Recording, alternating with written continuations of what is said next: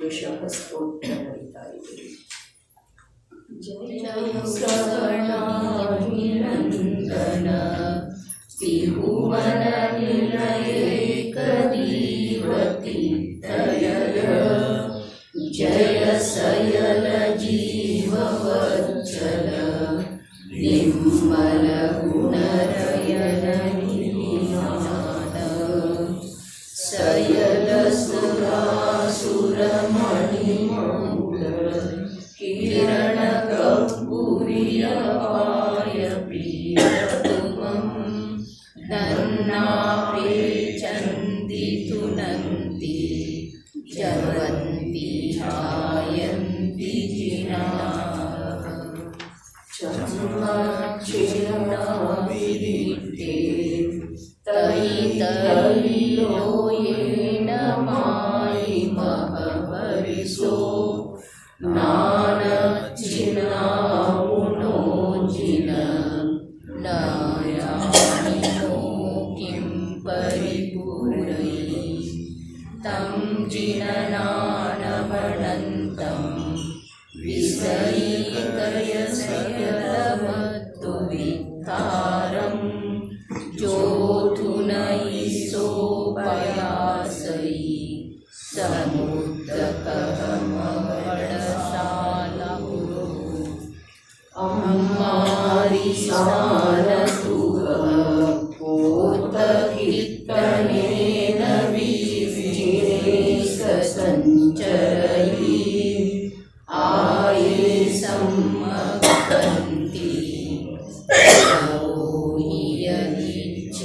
ಯದಿಚ್ಛಿಯಾಲಚ್ಚಿ ಜಾಸಿ ಸಿರಿತೈ ಸಂತೆ ತುವ ಅವರಿನಂ ನಿಧೀಯನಕ್ಕಾಯೇ ಸಂಖ್ಯೆ ಜನಿಯಾನಿಟ್ಟಾ ದಿಟ್ಟಾ ಸೌವಷ್ಟಸಿದ್ಧಿವಿ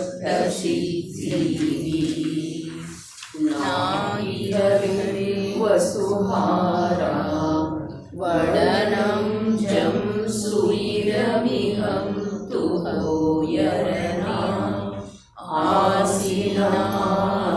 ಆಸಿನಾಯಿಜಿನೀಸರ ತೇನ ಧರಾ ವಸುಮಯೀ ಜಾಯಾ ಸಚಿಯ ಸುರಣವಿರಪಾಯ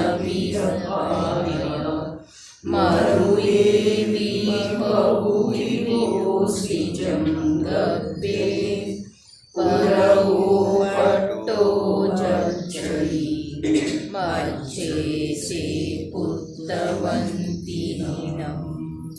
ಅಂಕತ್ತೆ ತೈ ಬಿಟ್ಟೆ ಜಂತೇನ ಸುರಾಯಲಂ ಸುರೀರೇನ ಅನಿಮೇ ಸತ್ತಬಹುತ್ವಂ ಸಯಲಂ ನಯನಾನ ಪಡಿವನ್ನಂ ಅಂಕಸ್ತೆ ತ್ವಯಿ ದೃಷ್ಟೇ ಗಚ್ಚತಾ ಸುರಾಲಯಂ ಸುರೇಂದ್ರೇಣ ಅನಿಮೇಷತ್ವಬಹುತ್ವಂ ಸಕಲಂ ನಯಾನಾನಂ ಪ್ರತಿಪನ್ನಂ ನಯನಾನಾಂ ಪ್ರತಿಪನ್ನ.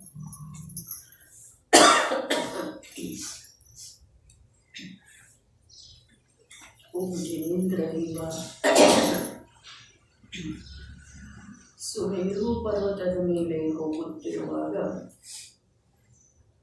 ಇಂದ್ರನಿಗೆ ಮಡಿಲಲ್ಲಿ ನೆಲೆಸಿರುವ ತಮ್ಮ ದರ್ಶನವಾದ ಮೇಲೆ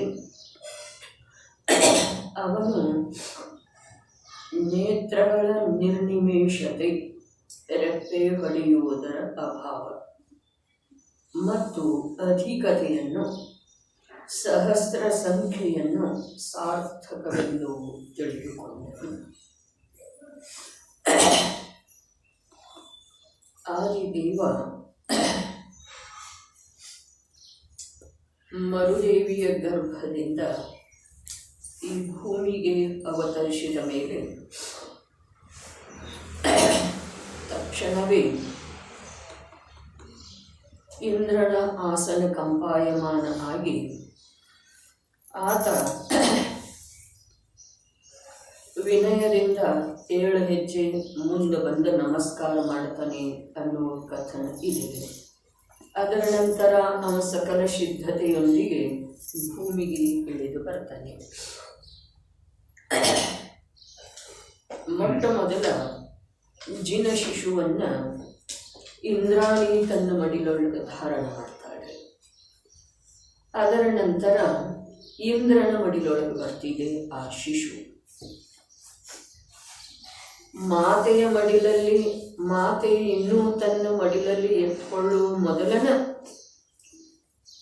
ಶಚಿಯ ಮಡಿಲಲ್ಲಿ ಪ್ರಥಮವಾಗಿ ಮತ್ತು ಎರಡನೆಯದಾಗಿ ಇಂದ್ರನ ಮಡಿಲಲ್ಲಿ ಬರ್ತಿದೆ ಆ ಮಗು. ಐರಾವತ ಆನೆಯನ್ನೇರಿ ಮೇರು ಪರ್ವತಕ್ಕ ಜನ್ಮಾಭಿಷೇಕದ ಸಲುವಾಗಿ ತೆಗೆದುಕೊಂಡು ಹೋಗ್ತಾ ಇರುವ ವೇಳೆಯೊಳಗ ಆ ಮಡಿಲಲ್ಲಿ ಇರುವಂತಹ ಮಗುವನ್ನ ನಿರ್ನಿಮೇಷ ನೇತ್ರದಿಂದ ಕಣ್ಣರೆಪ್ಪಿ ಹೊಡೆಯದೆ ನಮಗೆ ಬರ್ತಿದ್ದಲ್ಲ, ಮಂದಿರದೊಳಗೆ ಮಂಡಿಸಿದ ಜನವಿನಗಾಗ ನಿರೂಕಿಸಿ ನೋಡು, ಬಾ ಭವ್ಯಾತ್ಮನೆ ನಿರೂಕಿಸಿ ನೋಡು. ನಿರೂಕಿಸಿ ನೋಡೋದು ಅರ್ಥಾತ್ ಏನಿದೆ? ಕಣ್ಣರೆಪ್ಪಿ ಹೊಡೆಯದ್ದೇ ಬಿಟ್ಟಗಣ್ಣಿನಿಂದ ನೋಡೋದಿದೆ. ಇಲ್ಲಿ ಆ ಇಂದ್ರನ ಮಾತು ಹೇಳ್ತಾ ಇದ್ದಾರೆ, ಅವ ಕಣ್ಣರೆಪ್ಪಿ ಹೊಡಿಲಿಲ್ಲ. ಮಾತಂತೂ ಹೀಗಿದೆ, ದೇವಗಳದ ಕಣ್ಣರೆಪ್ಪೆ ಹೊಡೆಯೋದನ್ನೇ ಇಲ್ಲ. ಆದ್ರೂ ಕೂಡ ಇಲ್ಲಿ ಮನುಷ್ಯರಿಗೆ ತಿಳಿಸಿ ಹೇಳುವ ಸಲುವಾಗಿ ಕಥನೆ ಇದೆ.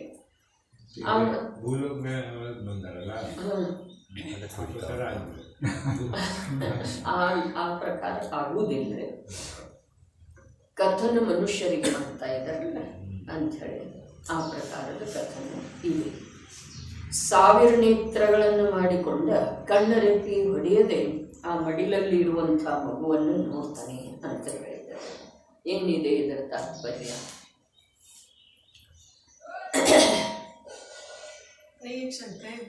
देह असतो ना, मग ते मध्य लोकांमध्ये ಮನುಷ್ಯ ದೇಹ ಏನು ಆಗುವುದಿಲ್ಲ, ಅವ ದಿವ್ಯಕಾಯ ಅದೇ ಇರೋದಿಲ್ಲ. ದಿಸತ್ಲೇ ಅತ ಹೀಗೇನಿಲ್ಲ. ಆದ್ರೆ ಮಧ್ಯಲೋಕದೊಳಗೆ ಯಾರಿಗೂ ಗೊತ್ತಾಗಲಿಲ್ಲ ಇಷ್ಟಂತೂ ಕಥನ ಬರ್ತಿದ್ದೀರಿ. ಇಷ್ಟೆಲ್ಲ ವೈಭವ ಸಹಿತ ಅಸಂಖ್ಯ ದೇವಗಳು ಬಂದ್ರಲ್ಲ, ಆದರೆ ಯಾವ ಪ್ರಕಾರದ ಕೋಲಾಹಲ ಇಲ್ಲಿ ಮಾಡಲಿಲ್ಲ. ಅವರು ಅಯೋಧ್ಯೆಯೊಳಗೆ ಅಲ್ಲಿ ಮಾಡಿದ್ದಾರೆ. ಮೇರುಗಿರಿಯ ಮೇಲೆ ಕಾಣಿಸ್ತಿರ್ಲಿಲ್ಲನ ಹೀಗೂ ಏನು ಅರ್ಥ ಅಲ್ಲ. ವೈಕ್ರಿಯಕ ದೇಹದ ಸ್ವಭಾವ ಇಷ್ಟ ಇದೆ, ಬೇಕಾದ ಆಕಾರ ಚಿಕ್ಕದ ದೊಡ್ಡದ ಇದನ್ನೆಲ್ಲ ಮಾಡ್ಕೊಳ್ಬಹುದು, ಇಷ್ಟ ಇದೆ ನೋಡ್ರಿ. ಈ ಭರತ ಕ್ಷೇತ್ರ ಇದೆಯಲ್ಲ, ಈ ಭರತ ಕ್ಷೇತ್ರದಷ್ಟು ವಿಶಾಲಕಾಯದ್ದಿರ್ತಿದೆ ಐರಾವತ ಆಣೆ. ಹಾಗಾದ್ರೆ ಅದು ಒಂದೇ ಇಲ್ಲಿ ನಿಂತ ನಂತರ ಉಳಿದ ಅಸಂಖ್ಯ ದೇವದೇವಿಯರೆಲ್ಲ ಇಲ್ಲಿ ಇಡೀ ಭರತ ಕ್ಷೇತ್ರ ಎಷ್ಟಿದೆ ಅಲ್ಲ, ಅಷ್ಟ ಆ ಐರಾವತ ಆನೆಯ ವಿಸ್ತಾರ ಇರ್ತಿದೆ, ವಿಶಾಲಕಾಯ ಇರ್ತಿದೆ. ಅದೇನು ತಿರಿಯಂಚಿ ಜೀವಲ್ಲ, ಅದು ಓರ್ವ ದೇವನ ಇರ್ತಾನೆ. ದೇವನ ಇರ್ತಾನೆ. ವೈಕ್ರಿಯಕ ಒಂದು ಸಾಮರ್ಥ್ಯದಿಂದ ಅವ ಆನೆಯ ರೂಪವನ್ನು ಧಾರಣ ಮಾಡ್ತಾನೆ. ಅದಕ್ಕೆ ಎಷ್ಟು ಸೊಂಡಿಲಿರ್ತವೆ? 5 ಇರ್ತವೆ ಅಂಥೇಳಿ ಈಗ ಹೇಳ್ತಾರೆ. 32 ಸೊಂಡಿಲಿರ್ತವೆ. ಒಂದೊಂದು ಸೊಂಡಿಲಿನ ಮೇಲೆ 32 ಸರೋವರ ಇರ್ತವೆ. ಒಂದೊಂದು ಸರೋವರದೊಳಗೆ 32 ಕಮಲ ಇರ್ತವೆ. ಒಂದೊಂದು ಕಮಲಕ್ಕೆ 32 ದಳ ಇರ್ತವೆ. ಒಂದೊಂದು ದಳದ ಮೇಲೆ 32 ದೇವ ನರ್ತಕಿಯರು ನರ್ತನ ಮಾಡ್ತಾ ಇರ್ತಾರೆ. ಅದು ಎಲ್ಲವೂ ಗುಣಾಕಾರ ಮಾಡಿದ ನಂತರ ಸ್ವಲ್ಪ ಹೆಚ್ಚು ಕಡಿಮೆ 84 ಲಕ್ಷ ಆಗ್ತಿದೆ. ಆ 84 ಲಕ್ಷ ಜನ್ಮಗಳಿಂದ ಬಿಡುಗಡೆ ಬಂದು ಈ ಜೀವ ಅಂತಿಮ ದೇಹ ಧಾರಣ ಮಾಡಿದ್ದಾನೆ, ಅಂತಿಮ ಜನ್ಮ ಧಾರಣ ಮಾಡಿದ್ದಾನೆ. ಇದರ ಸಂಕೇತವಾಗಿ ಅದು ಇರ್ತಿದೆ ಅನ್ನೋದು ಒಂದು ಕಥನ. ಇನ್ನು ಈ ಬಾಲಕ ಏನದನಲ್ಲ, ಇನ್ನು 84 ಲಕ್ಷ ಪ್ರಕಾರದ ಜನ್ಮ ಧಾರಣನ ಮಾಡೋದಿಲ್ಲ ನೋಡ್ರಿ ಅಂಥೇಳಿ ಅವರ ತಮ್ಮಲ್ಲೇ ತಾವ ಅಸಂಖ್ಯ ದೇವಗಳ ಅದರ ಮಹಿಮೆ ಮಾಡ್ತಾ ಇದ್ದಾರೆ ಜನ್ಮದ. ಹೀಗೆ ಅದು ವೈಭವ ಏನಿದೆ ಅಲ್ಲ, ಅದು ವೈಕ್ರಿಯಕ ದೇವಗಳಿಂದ ಇರುವ ಕಾರಣನ ಈ ಮಧ್ಯಲೋಕದಲ್ಲಿ ಅದು ಸಮಾವೇಶ ಆಗೋ ಸಾಧ್ಯ ಇದೆ. ಇಲ್ದಿದ್ರೆ ಸಾಧ್ಯನೇ ಇಲ್ಲ. ಅಸಂಖ್ಯ ದೇವದೇವಿಯರು ಅಂತ ಹೇಳಿದ್ರೆ ಅಂದ್ರೆ ಎಷ್ಟು, ನಿಮ್ಮ ಭಾರತದೊಳಗೆ ಇಂದು ಎಷ್ಟು 125 ಕೋಟಿ ಜನಸಂಖ್ಯೆ ಇರ್ಬೋದು, 130 ಕೋಟಿ ಇರ್ಬೋದು. ಆದ್ರೆ ಅದು ಎಷ್ಟು ಕೋಟಿ ಅನ್ನೋದಲ್ಲ, ಅಸಂಖ್ಯ ದೇವಗಳ. ಒಂದು ವೇಳೆ ನಮ್ಮಂಥ ಮನುಷ್ಯ ದೇಹದೊಳಗೆ ಬಂದರು ಅಂತಂದ್ರೆ ಇಲ್ಲಿ ಹೇಗೆ ಅವ್ರು ಹಿಡಿಯವರು. पण ते मनुष्याचं आकार घेऊन मुलींचं परीक्षा घ्यायला आले, आहाराच्या असे कथा ಕಥೆ ಬರ್ತಿದೆ ರೀ. ಮನುಷ್ಯನ ಮನುಷ್ಯನ ಆಕಾರ ಮಾಡಿಕೊಂಡ್ರು, ಮುನಿಯ ಪರೀಕ್ಷೆ ಮಾಡಿದ್ರು, ಅಲ್ಲಿ ಜಿನದತ್ತ ಶ್ರೇಷ್ಠಿಯ ಪರೀಕ್ಷೆ ಆಗ್ತಿದೆ, ವಿದ್ಯುತ್ ಪ್ರಭಾ ಮತ್ತು ಅಮಿತ ಪ್ರಭಾ ಅಂಥೇಳಿ ದೇವಗಳು ಬಂದಿರ್ತಾರೆ. ಇವೆಲ್ಲ ಕಥೆ ಬರ್ತವೆ. ಮನುಷ್ಯನ ಆಕಾರ ಧಾರಣ ಈ ಸನತ್ ಕುಮಾರದನ್ನು ಬರ್ತಿದೆಯಲ್ಲ, ಒಬ್ಬ ವೈದ್ಯನ ವೇಷ ಧಾರಣ ಮಾಡಿ ಬಂದ, ಮತ್ತು ನಿಮಗೇನು ರೋಗ ಇದೆ ಅದನ್ನು ನಾನು ಕ್ಷಣ ಮಾತ್ರದಲ್ಲಿ ದೂರ ಮಾಡ್ತೇನೆ ಅಂಥೇಳಿ ಹೇಳಿದ. ಇವೆಲ್ಲ ಕಥೆ ಬರ್ತವೆ. ಅದು ನಿಜವಾಗಿ ಸತ್ಯ ಇರೋದನ್ನ ಸಂಭವ ಇದೆ. ಅಂದರೆ ಎಂಥ ದೇಹ ಈಗ ಉಪಸರ್ಗ ಮಾಡ್ತಾ ಇರ್ತಾರೆ ದೈತ್ಯ ಅಂತಂದ್ರೆ ಏನು, ಅವರು ದೇವಲೋಕದಲ್ಲವರಲ್ಲ. ಭೂತ ಪಿಶಾಚಿ ಇವರೆಲ್ಲ ದೇವಲೋಕದ ದೇವಗಳನ್ನ ಅದಾರಲ್ಲ, ಅವರೆಲ್ಲ ಯಾವ ಪ್ರಕಾರ ಅಂದ್ರೆ ತಮಗೆ ಆಗಬೇಕು ಹಾಗೆ ಉಪಸರ್ಗ ಮಾಡುವ ವೇಳೆದೊಳಗೆ ದೇಶಭೂಷಣ ಕುಲಭೂಷಣರ ಮೇಲೆ ಉಪಸರ್ಗ ಆಯ್ತಲ್ಲ, ಕುಂತಲಗಿರಿಯ ಮೇಲೆ. ಆ ವೇಳೆದೊಳಗ ಏನೇನು ರೂಪ ಧಾರಣ ಮಾಡಿದ್ದ ಅದೆಲ್ಲ ಕಥನ ಬರ್ತಿದೆ. ಭಯಾನಕವಾದಂಥ ರೂಪ, ಭಯಾನಕವಾದಂಥ ಶಬ್ದ ಇದನ್ನೆಲ್ಲ ಮಾಡಿದ್ರು. ಮುನಿಗಳಿಗೆ ಸಹಾಯ ಮಾಡಲಿಕ್ಕೆ ಬಂದಿರ್ತಾರೆ. ಮತ್ತು ಇಂದ್ರ ವಟುವಿನ ವೇಷ ಧಾರಣ ಮಾಡಿ ಇಂದ್ರಭೂತಿ ಬ್ರಾಹ್ಮಣನ ಕಡೆ ಹೋದ. ಇವೆಲ್ಲ ಕಥನ ಬರ್ತವೆ. ವಿಷ್ಣು ಕುಮಾರ ವೈಕ್ರಿಕ ವೃದ್ಧಿಯ ಮೂಲಕ ವಟುವಿನ ವೇಷ ಧಾರಣ ಮಾಡಿದ. ಅನೇಕಾನೇಕ ಕಥನ ಬರ್ತವೆ. ಅದು ತಿಳಿಸಿಕೊಡುವ ಸಲುವಾಗಿ ಇದೇ ಒಂದು ಮಾತ. ಎರಡನೇ ಮಾತ, ಅಂಥದ್ದ ಸಾಮರ್ಥ್ಯ ಅವರಲ್ಲಿ ಇರುವುದರೊಳಗೆ ಯಾವ ಆಶ್ಚರ್ಯನೂ ಇಲ್ಲ. ಮತ್ತು ಇನ್ನು 5 ಕಲ್ಯಾಣಿಕದ ಸಮಯದೊಳಗ ಅಸಂಖ್ಯ ದೇವಗಳ ಈ ಮಧ್ಯಲೋಕಕ್ಕೆ ಇಳಿದು ಬರ್ತಾರೆ. ಅಯೋಧ್ಯ ನಗರಿಯೊಳಗೆ ಬರ್ತಾರೆ. ವನಕ ದೀಕ್ಷಾವನಕ್ಕೆ ಕೊಂಡೊಯ್ತಾರೆ. ಕೇವಲ ಜ್ಞಾನ ಪ್ರಾಪ್ತ ಆದ ನಂತರ ಸಮೋಸರಣದ ರಚನೆ ಮಾಡ್ತಾರೆ. ಮೋಕ್ಷಕ್ಕೆ ಹೊರಟು ಹೋದ ನಂತರ ನಿರ್ವಾಣ ಕಲ್ಯಾಣಿಕದ ಆಚರಣೆ ಮಾಡ್ತಾರೆ. ಅಸಂಖ್ಯ ದೇವಗಳನ್ನು ಅದರ್ರೆ. ಆದ್ರೆ ಅವರು ಯಾವ ಪ್ರಕಾರ ಇರ್ತಾರೆ, ಅದೃಶ್ಯ ಇರ್ತಾರೋ, ದೃಶ್ಯಮಯ ರೂಪ ಮನುಷ್ಯನ ಹಾಗೆ ಇರ್ತಿದೆಯೋ, ಇದು ಯಾವ ಪ್ರಕಾರದಿಂದ ನಾವು ಕಲ್ಪನೆ ಮಾಡೋದು ಅಸಾಧ್ಯ ಇದೆ. ಮತ್ತು ನಮಗೆ ಕಲ್ಪನೆ ಮಾಡುವ ಅವಶ್ಯಕತೆ ಇಲ್ಲ. ಯಾಕೆ ಅಂತಂದ್ರೆ ನಮ್ಮ ಯಾವ ಮೋಕ್ಷ ಮಾರ್ಗ ಇದೆಯೋ ಅದ ಆ ವಿಷಯವನ್ನು ತಿಳ್ಕೊಳ್ಳುವುದರಿಂದ ನಮಗೆ ದೊರಕ್ತಿದೆ ಹೀಗೇನ ಇಲ್ಲ. ದೇವಗಳಲ್ಲಿ ಅನೇಕ ಪ್ರಕಾರದ ಸಾಮರ್ಥ್ಯ ಇರ್ತಿದೆ. ಅವರ ಅದೃಶ್ಯನೂ ಇರಬಹುದು, ನಮ್ಮ ಹಾಗೆ ದೃಶ್ಯಮಾನನೂ ಆಗಬಹುದು. ಹೀಗೆ ನಾನಾ ಪ್ರಕಾರದ ಸಾಮರ್ಥ್ಯ ಇರ್ತಿದೆ. दीक्षा घेताना मनुष्याला जीव ಇರುತ್ತೆ. दीक्षा घेतात ನೋಡ್ರಿ, ಈಗ ಆದಿದೇವಂದನ ಬರ್ತಿದೆಯಲ್ಲ ಕಥೆ. ಅವ ಅರಮನೆಯೊಳಗ ಆಸ್ಥಾನದೊಳಗ ನರ್ತನ ನೋಡ್ತಾ ಇದ್ದ ನೀಲಾಂಜನೆಯ ನೃತ್ಯವನ್ನ. ಅಲ್ಲಿ ಅಸಂಖ್ಯ ರಾಜರು ಇದ್ದಾರಲ್ಲ ರಾಜಾಲಯದೊಳಗ. ಈಗ ಯಾವಾಗ ಭರತ ಚಕ್ರವರ್ತಿಯ ಆಸ್ಥಾನ ನಡೀತಿತ್ತು ಆ ವೇಳೆದೊಳಗೂ 32,000 ಮಕುಟಬದ್ಧ ರಾಜರೆಲ್ಲ ಇರ್ತಿದ್ದಾರೆ. ಈ ನಮ್ಮ ಹಾಲ್ದಷ್ಟೇನು ಅವರ ಅರಮನೆ ಅಥವಾ ಆಸ್ಥಾನ ಮಂಟಪ ಇರುವುದಿಲ್ಲ, ಮಹಾವೀರ ಭವನದಷ್ಟೇನೂ ಇರುವುದಿಲ್ಲ. ಎಷ್ಟು ವಿಶಾಲ ಇರ್ತಾವ ಕಲ್ಪನಾ ನಾವು ಮಾಡೋದು ಸಾಧ್ಯ ಇಲ್ಲ. ಆ ವೇಳೆಗೆ ಘಟನಾ ಹಾಗಿತ್ತು. ಮತ್ತು ಅವರ ದೇಹದ ಅವರ ಕಾಯದ ಉತ್ಸೇಹದ ವಿಶಾಲತೆ ಎಷ್ಟು, ಹಾಗಾದರೆ ಎಷ್ಟು ದೊಡ್ಡದಿರ್ತಿರ್ಬಹುದು ರಾಜಾಲಯ ವಿಚಾರ ಮಾಡಿಲ್ಲ. ಇಂದ್ರಂದ ಯಾವ ಸಭಾಮಂಟಪ ಇದೆಯಲ್ಲ ಆ ಸಭಾಮಂಟಪದ ವಿವೇಚನೆ ಈ ಜೈನ ಭೂಗೋಳದೊಳಗೆ ಬಂದದ್ದು ಇದೆಲ್ಲ, ಅದು ಎಷ್ಟು ವಿಸ್ತಾರ ಇದೆ, ಯಾವ್ಯಾವ ಕಡೆಗೆ ಯಾವ್ಯಾವ ಅಂದ್ರೆ ಪ್ರಾತಿಹಾರಿ ದೊರೆಗಳಿರ್ತಾರೆ, ಯಾವ್ಯಾವ ಇಂದ್ರರುಗಳಿರ್ತಾರೆ ಎಲ್ಲ ಇದೆಲ್ಲ. ಸಾಮಾನ್ಯ ಇಂದ್ರಗಳು ಯಾವ ಪ್ರಕಾರ ಇರ್ತಾರೆ, ಸಭಾಸದ ರೂಪದ ಇಂದ್ರರು ಯಾವ ಪ್ರಕಾರ ಇರ್ತಾರೆ, ಅದು ಎಷ್ಟು ಯೋಜನೆ ವಿಸ್ತಾರದ್ದಿದೆ, ಅದೆಲ್ಲ ಆಕಾಶದೊಳಗಿದೆ. ಮತ್ತೊಂದು ಈ ಭೌತಿಕ ಪೀಕ್ರಲ್ಲಿನ ರಾಷ್ಟ್ರಪತಿ ಭವನ ಅದ್ರ ಸುತ್ತಮುತ್ತಲಿಂದ ಅವ್ರ ಖೋಲಿ ಅಲ್ಲಿ ಡಿಪಾರ್ಟ್ಮೆಂಟ್ ಇದೆಲ್ಲ ಲೆಕ್ಕಾಕರೆ ಈಗ ಸದ್ಯನೂ ಅದೇ ಹೆಚ್ಚು ಅನಿಸ್ತಿದ್ ಮತ್ತೆ ಅದೇನು ಶಕ್ಯ ಅಶಕ್ಯ ಅಂತೂ ಇಲ್ಲ. ಇದು ವಿಶ್ವಾಸ ಮಾಡಲಿಕ್ಕೇನೆ ಬರುವುದಿಲ್ಲ ಹೀಗೇನಿಲ್ಲ. ಆದ್ರೆ ನಮ್ಮ ಇಂದಿನ ಯಾವ ಒಂದು ಸಂಕುಚಿತ ಅಥವಾ ಅಲ್ಪದಾದಂತಹ ಯಾವ ಕ್ಷೇತ್ರ ಅಥವಾ ಬುದ್ಧಿ ಅಥವಾ ದೇಹದ ಉತ್ಸೇಹ ಆಯು ಎಲ್ಲ ಇದೆಲ್ಲ ಇದಕ್ಕೆ ಅದು ಬಹಳ ಆಶ್ಚರ್ಯವನ್ನು ಉಂಟು ಮಾಡುವಂಥ ಘಟನೆ ಇದೆ. ಇಷ್ಟೇ ರೀ. ಆದ್ರೆ ಅದು ಸರ್ವಥಾ ಅಸಂಭವ ಅನ್ಲಿಕ್ಕೇನು ಬರುವುದಿಲ್ಲ.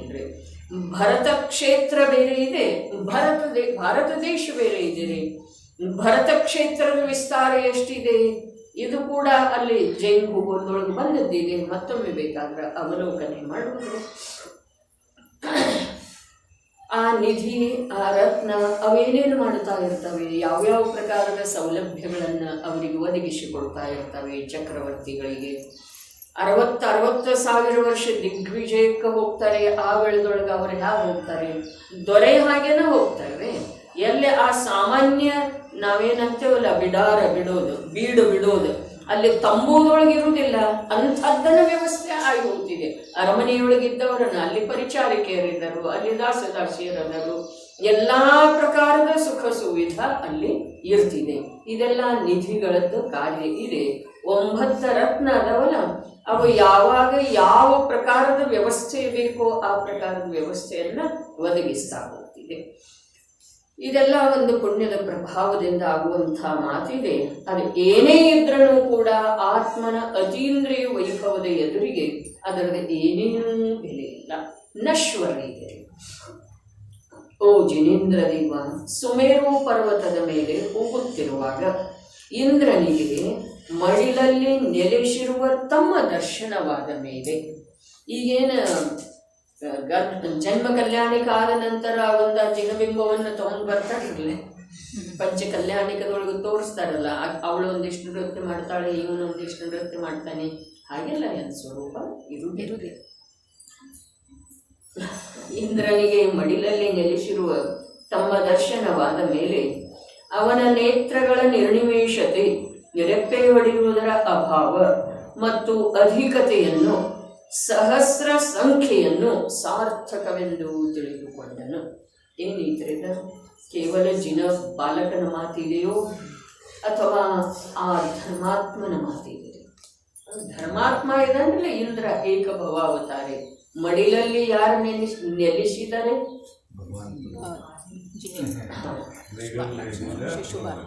ಮತ್ತೆ ಪ್ರತ್ಯಕ್ಷವಾಗಿ ಜಿನ ಶಿಶು. ಹಾಗಾದ್ರೆ ಅವನಿಗೆ ನಿರ್ನಿಮೇಷ ದೃಷ್ಟಿಯಿಂದ ನೋಡುವ ಅಥವಾ ಅಧಿಕ 1000 ಚಕ್ಷುಗಳಿಂದ ನೋಡುವುದರಿಂದ ಅವನಿಗೆ ಸಂತೋಷ ಅನ್ನಿಸ್ತಂತೆ. ಆ ಬಾಲಕನನ್ನು ನೋಡುವುದರಿಂದ ಅಂಥೇಳಿ ಒಂದು ಕಥನ. ಅವನಲ್ಲಿ ಯಾವ ಭಗವಂತತೆ ಇದೆ ಅದನ್ನು ಭಾವಿ ನೈಗಮದಿಂದ ಅನ್ನೋದನ್ನು ಕಥನ ಇರ್ಬೋದು. ವರ್ತಮಾನದಲ್ಲಿ ಆ ಶೈಶವಾವಸ್ಥೆಯಲ್ಲಿ ಕೂಡ ಯಾವ ಪ್ರಕಾರ ಅವನ ಆಂತರ್ಯದೊಳಗ ಭೇದ ವಿಜ್ಞಾನ ವರ್ತಿಸ್ತಾ ಇದೆ ಅನ್ನುವುದನ್ನು ನೋಡಿದ ಇದು ಒಂದು ಕಥನ. ಆದರೆ ಆ ತ್ರಿಲೋಕ ಪೂಜ್ಯನಾಗಲಿರುವ ಆ ಜಿನ ಶಿಶುವನ್ನು ಮಡಿಲಲ್ಲಿ ಧಾರಣ ಮಾಡಿದ ನಂತರ ಅವನು ಪುರುಷಾರ್ಥಕ್ಕೆ ಬಂತು. ಅವನು ನಿಜ ಶುದ್ಧಾತ್ಮನನ್ನ ನಿರ್ನಿಮೇಷ ದೃಷ್ಟಿಯಿಂದ ನೋಡಿದ. 1000 ನೇತ್ರ ಅಂಥೇಳಿ ಏನು ಹೇಳ್ತಾರಲ್ಲ ಅಂತ, ಆ 1000 ನೇತ್ರದ ಅರ್ಥ ಇಷ್ಟ ಇದೆ. ಅವನು ತನ್ನ ಸಂಪೂರ್ಣ ಸಾಮರ್ಥ್ಯದಿಂದ ಆ ನಿಜ ಶುದ್ಧಾತ್ಮನ ಅನುಭವ ಮಾಡಿದ. ಸ್ಥಿರ ಚಿತ್ತದಿಂದ, ನಿರ್ನಿಮೇಷ ನೋಟ ಅರ್ಥಾತ್ ಏಕಾಗ್ರತೆಯಿಂದ, ಸ್ಥಿರ ಚಿತ್ತದಿಂದ ಅಂಥೇಳಿ ನಾವಿಲ್ಲಿ ಅರ್ಥ ಅಧ್ಯಾತ್ಮ ಪದ್ಧತಿಯ ಅನುಸಾರ ಮಾಡಿಕೊಳ್ಳೋದ ಅವಶ್ಯಕ ಇದೆ. ಮತ್ತು ಅದು ಯೋಗ್ಯ ಅನಿಸ್ಬೋದು. ಯಾಕೆ ಅಂತಂದ್ರೆ ಪರಪದಾರ್ಥದೊಳಗೆ ಏಕಭವಾವತಾರಿ ಇಂದ್ರನಿಗೆ ಅಂಥ ತೃಪ್ತಿ ಅನಿಸುವಂಥದ್ದು ಯಾವುವು ಪರಪದಾರ್ಥದ ಅವಸ್ಥಾ ವಿಶೇಷ ಇರುವುದೇ ಇಲ್ಲ. ಏಕಭವಾವತಾರಿ ಇಂದ್ರ ಇದ್ದಾನೆ, ಕ್ಷಾಯಿಕ ಸಮ್ಯಕ್ ದೃಷ್ಟಿ ಇದ್ದಾನೆ. ಸಮ್ಯಕ್ ದೃಷ್ಟಿ ಜೀವದ ನಿರಂತರ ಪುರುಷಾರ್ಥ ಯಾವ ಯಥಾರ್ಥ ದೃಷ್ಟಿಯ ಮೂಲಕ ಯಥಾರ್ಥ ತತ್ವ ನಿಜ ಶುದ್ಧಾತ್ಮ ಅನುಭವದಲ್ಲಿ ಬಂದಿದನೋ, ದೃಷ್ಟಿಗೋಚರ ಆಗಿದನೋ, ಅನುಭವ ಗೋಚರ ಆಗಿದನೋ, ಸಂವೇದನಗಮ್ಯ ಆಗಿದನೋ, ಅವನದ್ದು ಯಾವ ಸಂವೇದನ ಬಂದದ್ದು ಇದೆಯೋ ಒಂದು ಸಲ ಆ ಸಂವೇದನ ಆ ಅನುಭೂತಿ ಆದ ನಂತರ ನಿರಂತರ ಅವನ ದೃಷ್ಟಿ ಅದನ್ನು ಪಡೆಯುವ ಸಲುವಾಗಿನೇ ಇರ್ತಿದೆ. ಬೇರೆ ಯಾವುದ್ರದ್ದು ಅವನಿಗೆ ಮಹಿಮೆ ಬರುವುದಿಲ್ಲ. ಇದುವೇ ನಿಜವಾದ ಸ್ವರೂಪ ಇದೆ. ಆದರೆ ತ್ರಿಲೋಕ ಪೂಜ್ಯ ಪ್ರಭುವಿನ ಪ್ರತ್ಯಕ್ಷ ಸಂಸ್ಪರ್ಶ ಅಥವಾ ಮಡಿಲಲ್ಲಿ ತೆಗೆದುಕೊಳ್ಳುವಂತಹ ಯಾವ ಒಂದು ಭಾಗ್ಯ ಈ ಅಸಮಾನ ಜಾತಿ ದ್ರವ್ಯ ಪರ್ಯಾಯಕ್ಕೆ ಒದಗಿ ಬಂದಿದೆಯೋ ಅದರಿಂದ ಅವ ರೋಮಾಂಚಿತ ಆಗ್ತಿದ್ದ. ಈ ಮಾತು ಮಾತ್ರ ಅಲ್ಲಗಳಿಲಿಕ್ಕೆ ಬರುವುದಿಲ್ಲ, ಇದು ಸತ್ಯನೇ ಇದೆ. ಯಾರಿಗೆ ಯಾವುದರದ ಅಭಿರುಚಿ ಇದೆಯೋ ಅದಕ್ಕೆ ಅನುಕೂಲವಾದಂಥ ನಿಮಿತ್ತ ತಾನಾಗೇ ಒದಗಿ ಬಂದ ನಂತರ ಆ ಜೀವಕ್ಕೆ ಸಂತೋಷ ಆಗುವುದಿಲ್ಲ. ಹೀಗೆ ವಸ್ತು ಸ್ವರೂಪನೇ ಇದೆ. ಯಾವ ಜೀವನಿಗೆ ಯಾವುದರದ ಅತ್ಯಂತ ಆಕರ್ಷಣೆ ಇದೆಯೋ ಅದರ ಪೂರ್ತಿಯಾಗುವಲ್ಲಿ ನಿಮಿತ್ತವಿರುವಂತಹ ವಸ್ತು ಸಂಯೋಗದೊಳಗೆ ಬಂತು ಅಂತಂದ್ರೆ ಆ ಜೀವಕ್ಕ, ಯಾವುದೇ ಜೀವ ಇರಲಿ ಅವನು, ಆ ಜೀವಕ್ಕ ಆನಂದ ಆಗೇ ಆಗ್ತದೆ. ಯಾರಿಗೆ ಯಾವುದರದ ರುಚಿ ಇದೆಯೋ ಆಕರ್ಷಣೆ ಇದೆಯೋ ಅದಕ್ಕೆ ಅನುಕೂಲವಿರುವಂತಹ ನಿಮಿತ್ತ ದೊರಕಿದ ಮೇಲೇನು ಪೇಟೆಗೆ ಹೋಗೋದು ಇದೆ, ನಿಶ್ಚಿತ ಇದೆ. ಮತ್ತೆ ಯಾರ್ದಾದ್ರೂ ಕಾರ್ ಬಂತು ಅಂತಂದ್ರೆ ಆ ಕಡೆನೂ ಹೊರಟಿದೆಯೋ ಬರ್ತೀರೇನಂತಂದ್ರೆ ಸಂತೋಷ ಒಳಗೆ ಆಗ್ತಿದೆಯೋ ಅಥವಾ ಇಲ್ಲ. ಊರಿಗೆ ಹೋಗೋದಿರ್ತಿದೆ, ಯಾರಾದರೂ ಅದೇ ಊರ ಕಡೆ ಹೊರಟಿರ್ತಾರೆ, ಯಾರೆಲ್ಲ ಕಾರ್ ಒಳಗ ಬರ್ತೀರೇನ ಕೇಳಿದ್ರೆ ಎಷ್ಟು ಸಂತೋಷ ಆಗ್ತಿದೆಯೋ ಅಥವಾ ಇಲ್ಲ. ಒಳಗಡೆ ಸಂವೇದನದ ಮಾತು ಬೇಕಾದ್ರೆ ಮೇಲೆ ಅನ್ಬೋದು, ನಿಮ್ಗೆ ಯಾಕೆ ತ್ರಾಸ ಅಂತ ಹೇಳಿ. ಇವೆಲ್ಲ ಮಾಯಾಚಾರ ಸಂಸಾರದೊಳಗೆ ಇರ್ತಾವ ಅಂಥೇಳಿನ ಸಂಸಾರ ನಡೀತಿದ್ದೀರಿ. ಸಂಸಾರ ನಡೀತಿದೆ ಅರ್ಥಾತ್ ಜನ್ಮ ಮರಣದ ಚಕ್ರ ಸುರಕ್ಷಿತ ಉಳಿತಿದ್ದೀರಿ. ಹೋಗುವ ಅಭಿಪ್ರಾಯ ಪೂರಾ ಇದೆ, ಹೋದರೆ ಎಷ್ಟು ಒಳ್ಳೆಯದಾಗ್ತಿದೆ ಅನ್ನುವ ಸಂತೋಷ ಒಕ್ಕತಾ ಇದೆ. ಅದರ ಮೇಲೆ ಹಾಗೆ ಈ ಪ್ರಕಾರದ ಮಾಯಾಚಾರ ಸಮ್ಯಕ್ ದೃಷ್ಟಿ ಜೀವದಲ್ಲಿ ಇರುವುದಿಲ್ಲ. ಇಂದ್ರ ಏಕಭವಾವತಾರಿ ಇದ್ದಾನೆ.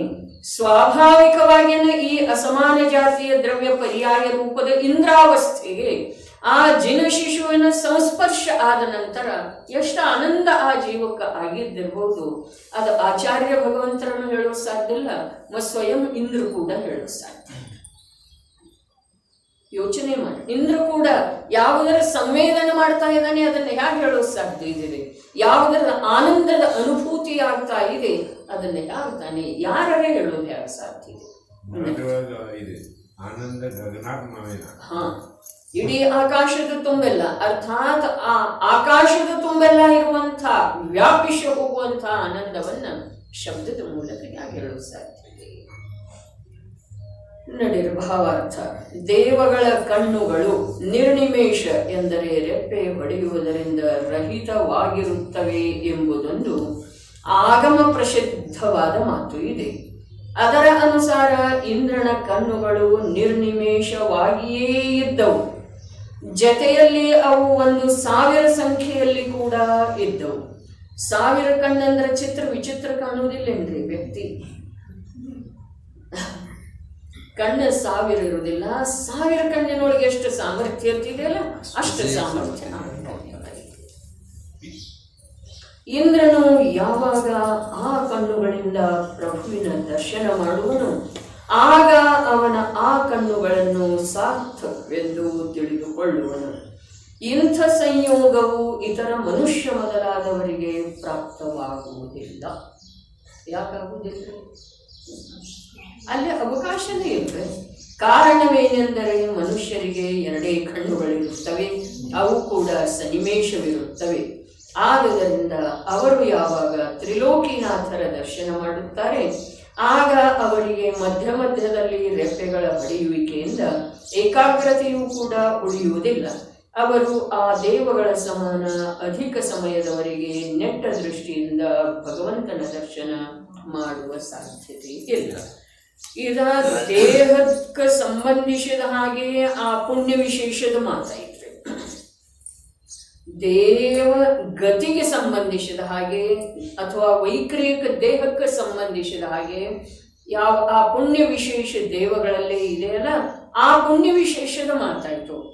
ಆದರೆ ಮನುಷ್ಯರ ಸನ್ನಿವೇಶವಾಗಿ ಭಗವಂತನ ದರ್ಶನ ಮಾಡಿದರನು ಕೂಡ ಆ ದರ್ಶನದೊಳಗ ಆ ಮನುಷ್ಯ ಸಾಧಿಸಬೇಕಾದಂಥ ಸ್ವಭಾವದ ಮಹಿಮೆಯನ್ನ ಅಥವಾ ಸ್ವಭಾವದ ಕಡೆಗೆ ಏಕಾಗ್ರವಾಗುವಂಥ ಪುರುಷಾರ್ಥವನ್ನ ಅವ ಯಾವ ಪ್ರಕಾರ ಒಗ್ಗೂಡಿಸಬಹುದು ಆ ಪ್ರಕಾರ ಅವನು ಮಾಡಲು ಸಾಧ್ಯ ಇಂದ್ರ. ಇಲ್ಲಿ ಪಂಚಮಗುಣ ಸ್ಥಾನಾವರ್ತಿ ಜೀವ ಅಥವಾ ಭಾವಲಿಂಗಿ ಸಂತ ಸಾಕ್ಷಾತ್ ಸಂವತ್ಸರಣದೊಳಗೆ ಹೋಗಿ ಅಥವಾ ಮಂದಿರದೊಳಗೆ ಹೋಗಿ ಭಗವಂತನನ್ನ ಸನ್ನಿವೇಶನ ನೇತ್ರದಿಂದ ನೋಡಿದ್ರನು ಕೂಡ, ಎರಡೇ ಕಣ್ಣುಗಳಿಂದ ನೋಡಿದ್ರನು ಕೂಡ ಅವ ಅನಿಮೇಷ ನೇತ್ರದಿಂದ ಏನು ನೋಡ್ತಾನೆ, 1000 ಕಣ್ಣುಗಳಿಂದ ಏನು ನೋಡ್ತಾನೆ, ಅದಕ್ಕಿಂತ ವಿಶೇಷತೆಯನ್ನ ಇವ ನೋಡೋದು ಸಾಧ್ಯ ಇದೆ. ಇಲ್ಲೇನು ಹೇಳಿದ್ರು ಅದು ಪುಣ್ಯ ವಿಶೇಷದ ಮಾತಿದೆ, ವೈಕ್ರಿಯಕ ಶರೀರ ವಿಶೇಷದ ಮಾತಿದೆ, ಮತ್ತು ಆ ದೇವಗಳಲ್ಲೇ ಇರುವಂಥ ಆ ಯಾವ ಶರೀರ ಇದೆಯಲ್ಲ, ಅನಿಮೇಷ ನೋಟ ಮೊದಲಾದವುಗಳು. ಆದ್ರೆ ಅವುಗಳಿಂದ ನಿಜವಾಗಿ ಭಗವಂತನ ದರ್ಶನ, ಭಾವಾರ್ಥದೊಳಗೆ ಭಗವಂತನ ದರ್ಶನದ ಮಾತಿದೆ, ಜಿನ ಶಿಶುವಿನ ದರ್ಶನದ ಮಾತು ಇಲ್ಲ. ಮನುಷ್ಯ ಪ್ರಾಣಿ ಮನುಷ್ಯ ದೇಹದೊಳಗಿದ್ದುಕೊಂಡ ಭಗವಂತನ ದರ್ಶನ ಮಾಡ್ಕತ್ತ ಅಂತಂದ್ರ ಆ ದೃಷ್ಟಿಯ ಮೂಲಕ ಏಕಾಗ್ರತೆ ಅವನದ ಆಗ್ಲಿಕ್ಕಿಲ್ಲ. ದೇವಗಳದ್ದು ಎಷ್ಟು ಆಗ್ತಿದೆಯೋ ಅಷ್ಟು ಆಗ್ಲಿಕ್ಕಿಲ್ಲ. ದೃಷ್ಟಿ ಅರ್ಥಾತ್ ಚಕ್ಷು ಇಂದ್ರಿಯದ ಮೂಲಕ. ಆದ್ರೆ ಸಮ್ಯಕ್ ದೃಷ್ಟಿಯ ಯಾವ 2 ಕಷಾಯ ಚೌಕಡಿ ಅಥವಾ 3 ಕಷಾಯ ಚೌಕಡಿ ಮಹಾಮುನಿಯು ಹೊರಟು ಹೋಗಿದ್ದಾವಲ್ಲ, ಅವರಲ್ಲಿ ಏನು ಏಕಾಗ್ರತೆ ಆಗ್ತಿದೆ ಅಥವಾ ಆ ನೋಡುವ ನೋಟದೊಳಗೆ ಅಧಿಕ ಸಮಯ ಇಲ್ಲದಿದ್ರನು ಕೂಡ, ಅಧಿಕ ವಿಶೇಷತೆ ಇಲ್ಲದಿದ್ರನು ಕೂಡ, ಆ ಅಲ್ಪ ಸಮಯದೊಳಗನ ಅವರೇನು ಗ್ರಹಿಸ್ತಾರೋ, ಅವರೇನು ಪ್ರಭುವಿನ ದರ್ಶನದಿಂದ ಪರಮ ಲಾಭ ಪಡೀತಾರೋ ಆ ಲಾಭ ದೇವಗತಿಗೆ ಇರುವಂತಹ ಜೀವಕ್ಕ ಸಂಭವ ಇಲ್ಲ. 1,008 ಅಂತ ಬರ್ತಿದ್ವಿ ನೆನಪುಗಳಿಂದ ನೋಡ್ತಾರೆ. ಮತ್ತೆ ಅವಾಗನ ಅವರು 1,008 ಏನು ಚಿನ್ನ ಇರ್ತಾವ ಮೈ ಮೇಲೆ ಅದು ನೋಡ್ತಾ ಇದ್ರು. ಮತ್ತೆ ಅವಾಗ ವರ್ಷಿತ್ ಮಾಡ್ತಾರೆ ಯಾವ ಅಂಶನ ಇಲ್ಲ. ಹೌದು, ಅದ 1008 ಕಣ್ಣಿನಿಂದ ನೋಡ್ತಾರೋ ಹೀಗಿಲ್ಲ, 1000 ಕಣ್ಣಿನಿಂದ ಇಷ್ಟು ಬರ್ತಿದ್ದೇವೆ. ಆಯ್ತು, ಆದ್ರ ಶರೀರದ ತೀರ್ಥಂಕರರ ಶರೀರದ ಮೇಲೆ ಅಂತೂ 1008 ಚಿಹ್ನೆ ಇರ್ತವೆ. ಅದರೊಳಗೆ ಯಾವುದು ಸ್ಪಷ್ಟ ಮತ್ತು ದೊಡ್ಡದಿದೆಯೋ ಅದುವೇ ಆ ತೀರ್ಥಂಕರರ ಲಾಂಛನ ಅಂತೇಳಿ ಅವ್ರ ಅಲ್ಲೇ ತಿಳ್ಕೊಂಡಿರ್ತಾರೆ ಅಣ್ಣ. ಇಲ್ಲಿ ಬಂದಾಗ ಅಲ್ಲಿ ಸ್ವರ್ಗದೊಳಗನ ಅಂಥೇಳಿನ ಆ ಧ್ವಜದ ಮೇಲೆನ ಆ ಚಿಹ್ನ ಹಚ್ಕೊಂಡು ಯಾವ ತೀರ್ಥಂಕರದ ಲಾಂಛನ ಯಾವುದಿದೆಯಲ್ಲ ಅಲ್ಲಿಂದನ ನೋಡಿರ್ತಾನ್ರಿ ಅವ ಇಂದ್ರ. ಈ ತೀರ್ಥಂಕರರ ಶರೀರವನ್ನ ಅಲ್ಲಿಂದನ ನೋಡಿರ್ತಾನೆ. ಮತ್ತ ಆ ಶರೀರದೊಳಗೆ ಯಾವ 1008 ಚಿಹ್ನ ಅದಾವಲ್ಲ, ಶುಭ ಲಕ್ಷಣ ಅದಾವಲ್ಲ, ಅದರೊಳಗಿಂದ ಯಾವುದು ದೊಡ್ಡದು ಇದೆ ಅಥವಾ ಸ್ಪಷ್ಟ ಇದೆ ಅದನ್ನ ತನ್ನ ಧ್ವಜದ ಮೇಲೆ ಹಚ್ಕೊಂಡು ಬಂದಿರ್ತಾನೆ ಅಂತ ಹೇಳಿ. ಏನು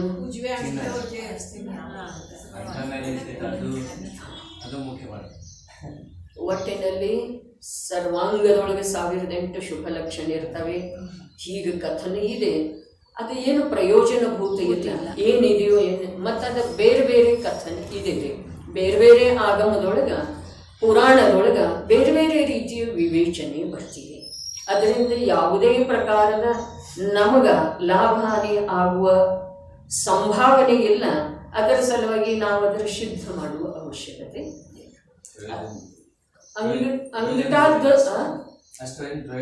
ಪ್ರಯೋಜನಭೂತ ಇಲ್ಲ.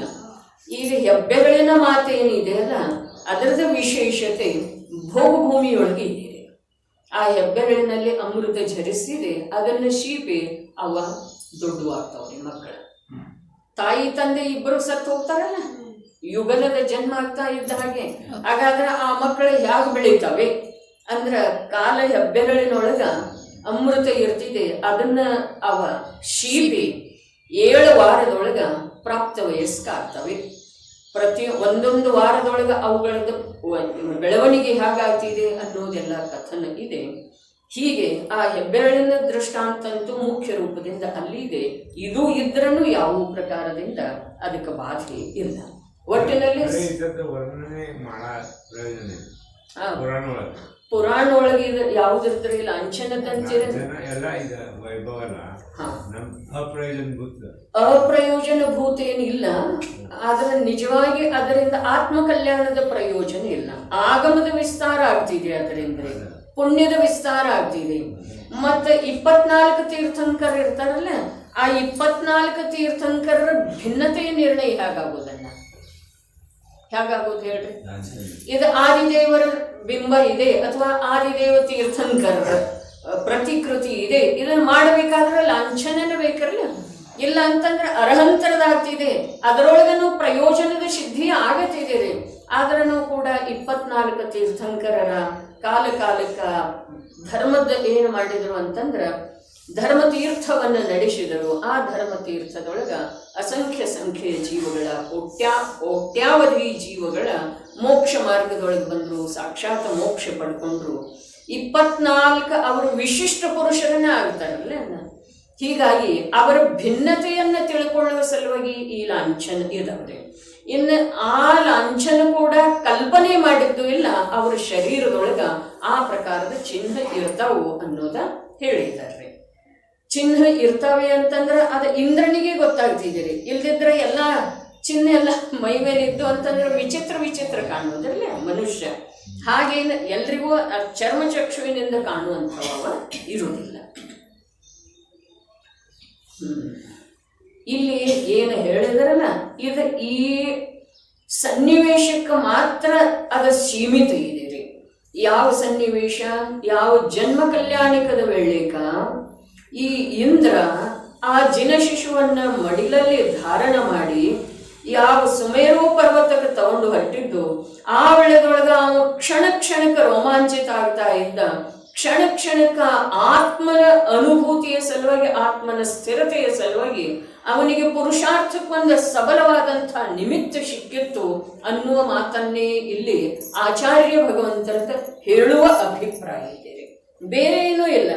ಯಾವ ಸಮ್ಯಕ್ ದೃಷ್ಟಿಯ ಪುರುಷ ಅದನ್ನಲ್ಲ, ಆತ್ಮ ಅನುಭೂತಿ ಆದ ನಂತರ ಆತ್ಮ ಸ್ಥಿರತೆಯ ಸಲುವಾಗಿ ಅವನದು ನಿರಂತರ ಶ್ರದ್ಧಾ ಜ್ಞಾನದ ಕ್ರಿಯೆ ನಡೆದದ್ದೇ ಇರ್ತಿದೆ. ಹಾಗಾದ್ರೆ ಅದಕ್ಕೊಂದು ಪೋಷಕವಾದಂತಹ ಸಶಕ್ತ ನಿಮಿತ್ತ ದೊರಕಿದ ನಂತರ ಅವನು ಕ್ಷಣಕ್ಕೆ ಆನಂದಿತ ಆಗ್ತಾನೆ, ರೋಮಾಂಚಿತ ಆಗ್ತಾನೆ. ಮತ್ತ ಆ ತನ್ನ ಶುದ್ಧಾತ್ಮನ ಸಂದರ್ಶನದೊಳಗ ಅವನು ಪುರುಷಾರ್ಥವನ್ನ ಜಾಗೃತಪಡಿಸಿಕೊಳ್ಳುತ್ತಾನೆ. ಇಷ್ಟನ್ನು ಹೊರತುಪಡಿಸಿ ಅಧಿಕ ಇದರಲ್ಲಿ ಏನೂ ಕಥನ ಇಲ್ಲ. ಆದ್ರೆ ಆ ಜೀವದ ಪುಣ್ಯ ಅಂತೂ ಹಾಗೆ ಇದೆ. ಯಾವ ಜೀವದ? ತೀರ್ಥಂಕರ ಜೀವದ ಪುಣ್ಯನೂ ಹಾಗಿದೆ. ಯಾಗ ಇಂದ್ರನಂಥವರ ನಿರ್ನಿಮೇಷ ದೃಷ್ಟಿಯಿಂದ 1000 ಚಕ್ಷುಗಳಿಂದ ನೋಡಿದ್ರೂ ಕೂಡ ತೃಪ್ತಿ ಆಗಬಾರ್ದಂಥ ರೂಪ ಆ ಜೀವದ ಅಥವಾ ಆ ದೇಹದ ಇದೆ. ಯಾಕೆ? ದೇಹದ ಆ ಪ್ರಕಾರದ ಸೌಂದರ್ಯ ಇದೆ. ಯಾಕೆ ಸೌಂದರ್ಯ ಇದೆ ಅಂತಂದ್ರ ಏನಿದೆ? ಈಗ ಪಾರ್ಶ್ವನಾಥ ಹೇಗಿದ್ರು? ಶ್ಯಾಮವರ್ಣ ಇದ್ದಾರಲ್ಲ. ಶ್ಯಾಮವರ್ಣ ಅಂತಂದ್ರೆ ಏನ? ಕಪ್ಪಗಿದ್ದಾರ್ರಿ.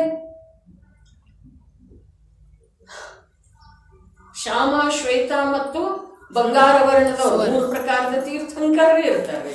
ಪಾರ್ಶ್ವನಾಥ, ನೇಮಿನಾಥ ಇವರೆಲ್ಲ ಏನಿದ್ರು? ಶ್ಯಾಮವರ್ಣದವರಿದ್ರು. ಹಾಗಾದ್ರೆ ಆ ಶರೀರವನ್ನ ನೋಡಿ ಇತ್ತು ನೋಡಿದ್ರೆ ಶ್ಯಾಮವರ್ಣನು ಅಂತ ಹೇಳಿ ಹೇಳ್ತಾರೆ. ಇಲ್ಲಿ ನಮಗೆ ಖರ್ಗ ಅಂತಂದ್ರೆ ಬೇಡ್ರಿ, ಬೆಳ್ಳಗಿರ್ಬೇಕ್ರಿ. ಆ ತೀರ್ಥಂಕರ ಕಪ್ಪಗಿದ್ದರ್ರಿ. ಅಂದ್ರೆ ಕಪ್ಪಗಿದ್ರು, ಬಂಗಾರ ವರ್ಣದವರಿದ್ರು, ಶ್ವೇತ ವರ್ಣದವರಿದ್ರು. ಈ 3 ಪ್ರಕಾರದ ಮಾತನ್ನು ಹೇಳಿದ್ರು. ಅದು ಜೈನಾಚಾರ್ಯರನ್ನ ಹೇಳಿದರು. ಮತ್ತೆ ಇಲ್ಲಿ ಹೇಳ್ತಾ ಇದ್ದಾರೆ 1000 ಕಣ್ಣಿನಿಂದ ನೋಡಿದ ನಂತರನು ಅವನಿಗೆ ತೃಪ್ತಿ ಆಗಲಿಲ್ಲ. ಅಷ್ಟು ಸುಂದರ ರೂಪದ ಸುಂದರತೆ ಎಲ್ಲಿದೆ? ದೇಹದೊಳಗಿದೆಯೋ ಅಥವಾ ಆ ದೇಹವನ್ನು ಛೇದಿಸಿ ಆತ್ಮನ ರತ್ನತ್ರಯದ ತ್ರಿಕಾಲಿ ಯಾವ ನ್ಯಾಯಕ ತತ್ವ ಇದೆ ಅದರ ಪ್ರಭೆಯನ್ನು ನೋಡ್ತಿರ್ಬೋದು. ನಾವು ಅಂದಾಜ್ ಮಾಡೋದು, ನಾವು ಕಲ್ಪನಾ ಮಾಡೋದು. ಜೈನಾಚಾರ್ಯರು ಯಾರಿಗೆ ಹೇಳಿದಾರೋ?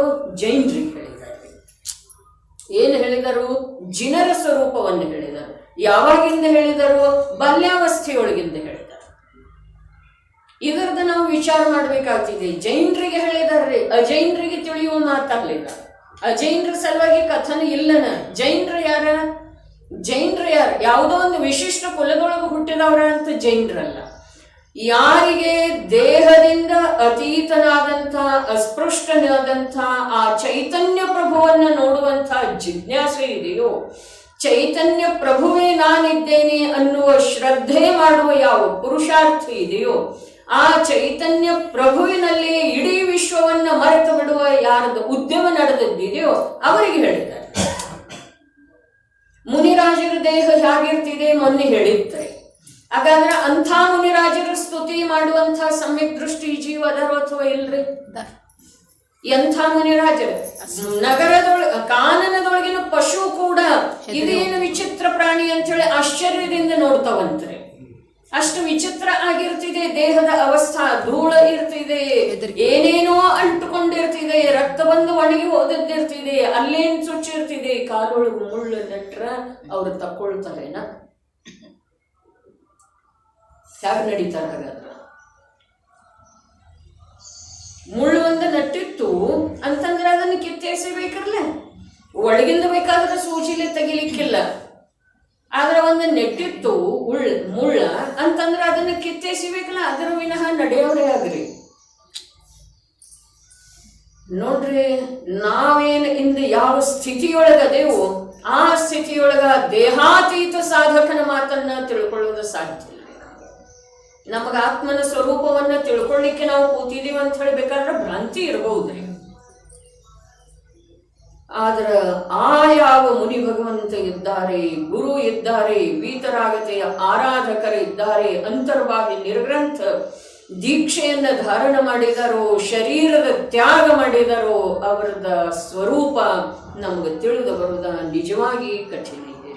ಯಾಕೆ ಅಂತಂದ್ರೆ ಇಂದು ನಮ್ಮ ಜೀವನ ಪದ್ಧತಿ ಬಹಳ ವಿಪರೀತ. ದೇಹದ ಮುಖ್ಯತೆಯಿಂದ ಆಗಿ ಹೋದದ್ದಿದೆ. ದೇಹದ ಮುಖ್ಯತೆಯಿಂದ ಅನ್ನೋದಕ್ಕಿಂತ ದೇಹವೇ ಸರ್ವಸ್ವ. ದೇಹದ ಎದುರಿಗೆ ಇನ್ನೊಂದು ಏನೂ ನಮಗೆ ಕಾಣಿಸುವುದಿಲ್ರಿ. ಅದರ ಸಲುವಾಗಿ ನಾವು ಏನೇನು ಮಾಡಬಹುದ್ರಿ? ಏನೇನು ಮಾಡಬಹುದು? ಧರ್ಮವನ್ನು ಮಾರಿಬಿಡಬಹುದ್ರಿ. ಇದಕ್ಕಿಂತ ಹೆಚ್ಚಿಗೆ ಇನ್ನೇನು ಹೇಳುವುದಿದೆ? ಧರ್ಮವನ್ನ ಮಾರಿಬಿಡಬಹುದು, ಧರ್ಮವನ್ನು ಮೆಟ್ಟಿ ನಿಲ್ಲಬಹುದು. ನಾವು ಪ್ರತಿ ಸಮಯಕ್ಕೆ ಏನು ಮಾಡ್ತಾ ಇದ್ದೀವಿ? ಪ್ರಸಂಗ ಬಂದ ಮೇಲೆ ಏನೇನು ಮಾಡುವ ಸಿದ್ಧತೆ ಒಳಗಡೆ ಇದೆ ರೀ. ಹಾಗಾದ್ರೆ ಆ ಮುಳ್ಳು ಸಹಿತ ನಡೀತಾರೇನು? ಅವರಿಗೆ ಪ್ರಜ್ಞೆನೇ ಇರುವುದಿಲ್ಲ. ಸ್ವಪರ ಪ್ರಕಾಶಕ ಜ್ಞಾನ ಇರ್ತಿದೆ ಏನಿಲ್ಲ? ಇರ್ತಿದೆಯಲ್ಲ. ಮುಳ್ಳು ಚುಚ್ಚಿದೆ ಇದು ಜ್ಞಾನ ಇರ್ತಿದೆ. ಶರೀರ ಪರದ್ರವ್ಯ ಇದೆ ಅನ್ನೋದ್ರದ ಜ್ಞಾನ ಇರ್ತಿದೆ. ಅದಕ್ಕೆ ಇದು ಯಾವುದ್ರದ್ದೋ ನಮಗೆ ವಿಶ್ವಾಸ ಆಗುವ ಹಾಗೆ ನಮ್ಮ ಜ್ಞಾನ ನಮ್ಮಲ್ಲಿ ಇಂದು ಇಲ್ಲವೇ ಇಲ್ರಿ. ವಿಶ್ವಾಸ ಮಾಡುವ ಹಾಗೆ ನಮ್ಮ ಜ್ಞಾನದ ಸ್ವರೂಪ ಇಲ್ಲ. ಅದು ತನ್ನ ಸಂಪೂರ್ಣ ಸಾಮರ್ಥ್ಯವನ್ನು ಕಳ್ಕೊಂಡಂತಿದೆ ಅಂಥೇಳಿನ ನರಕೀಟಗಳಂತಾರೆ. ನಮ್ಗ ಕೀಟ ಮನುಷ್ಯ ರೂಪದ ಹುಳು.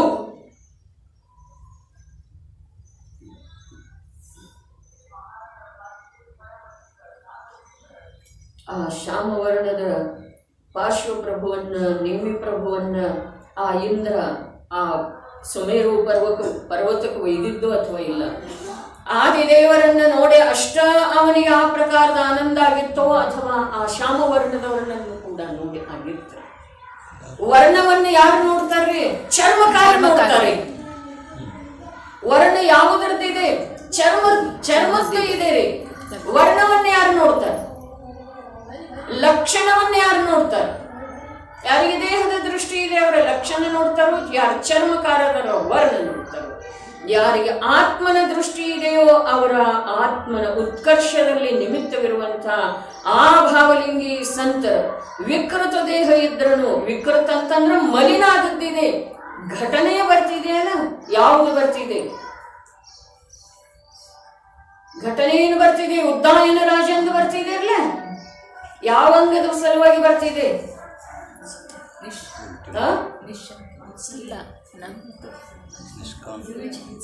ನಿರ್ವಿಚಿಕಿತ್ಸಾ ಅಂಗದ ಸಲುವಾಗಿ ಬರ್ತಿದೆ. ಅಲ್ಲಿ ಏನೇನು ಕಥನ ಬರ್ತಿದ್ದೀರಿ? ಹರಕ ಕಿವಿ, ಮೂಗು ಸೋರ್ತಾ ಇತ್ತು, ಹಲ್ಲವರೆಗೆ ಬಂದಿದ್ದು. ಮುನಿ ಸ್ವರೂಪ ಹಾಗೆ ಇರುವುದಿಲ್ಲ. ಇರೋದು ಅಸಂಭವ ಇಲ್ಲ, ಇರೋದು ಸಾಧ್ಯ ಇದೆ. ಹಾಗೆ ಇರುವುದಿಲ್ಲ. ಅರ್ಥಾತ್ ಹಾಗೆ ಕಥನ ಮಾಡುವಂಥ ಜೈನಾಚಾರ್ಯರನ್ನ ಆ ಪ್ರಕಾರದ ಕಥನ ಯಾಕೆ ಮಾಡಿದರು? ಅದು ಜಡದ ಅವಸ್ಥಾ ಇದೆ, ಅದು ಜಡದ ರೂಪ ಇದೆ. ಜಡವನ್ನ ಅಜ್ಞಾನಿಗಳು ನೋಡ್ತಾರೆ. ಯಾವ ಧರ್ಮಾತ್ಮ ಉದ್ದಾಯನ ದೊರೆಯಿದ್ದೋ ಅವನಿಗೆ ದುರ್ಗಂಧನೂ ಬರಲಿಲ್ಲ, ಆ ಶರೀರದ ಆ ವಿಕೃತಿನೂ ಕಾಣಿಸಲಿಲ್ಲ. ಒಂದು ಸಲ ಓದಿ ನೋಡ್ರಿ, ನಿಜವಾಗಿ ಮುನಿ ಸ್ವರೂಪ ಹೇಗಿರ್ತಿದೆ? ಮುನಿ ಸ್ವರೂಪ ಶರೀರಾತೀತ ಇರ್ತಿದೆ ರೀ. ಮುನಿ ಸ್ವರೂಪ ಶರೀರಕ್ಕೆ ಸೀಮಿತ ಇರುವುದಿಲ್ಲ, ಶರೀರದ ಜೊತೆಗೆ ಅದರದ ಸಂಬಂಧನೇ ಇರುವುದಿಲ್ಲ. ಆಗ್ತಿದೆ ನಮಗೆ ಒಪ್ಪಿಗೆ. ಅಲ್ಲಿ ಎಲ್ಲೆಲ್ಲಿ ತಿರುಗಿದವ ದೇವ ಇದ್ದರಿ ಅವ ಆ ಪ್ರಕಾರದ ರೂಪ ಧಾರಣ ಮಾಡಿ ಬಂದಿದ್ದು ಪರೀಕ್ಷೆ ಮಾಡುವ ಸಲುವಾಗಿ. ಸ್ವರ್ಗಲೋಕದೊಳಗೆ ಚರ್ಚೆ ನಡೀತಿತ್ತು. ಉದ್ದಾಯನಂಥ ಸಮ್ಯಕ್ ದೃಷ್ಟಿ ಪುರುಷ ನಿರ್ವಿಚಿಕಿತ್ಸಾ ಅಂಗದ ಮೂಲಕ ಯಾವ ಸಮ್ಯಕ್ ದರ್ಶನ ಶೋಭಿಸ್ತಾ ಇದೆಯೋ ಅಂಥ ಶೋಭಾಯಮಾನ ಸಮ್ಯಕ್ ದರ್ಶನದಿಂದ ಇಡೀ ಭೂಮಂಡಲದೊಳಗ ಒಬ್ಬ ಉದ್ದಾಯನ ದೊರೆ ಅಥವಾ ಭರತ ಕ್ಷೇತ್ರದೊಳಗ ಉದ್ದಾಯನ ದೊರೆ ಅಂತ ಹೇಳಿದ ನಂತರ ಪರೀಕ್ಷೆ ಮಾಡ್ಲಿಕ್ಕೆ ಬರ್ತಾನ್ರಿ.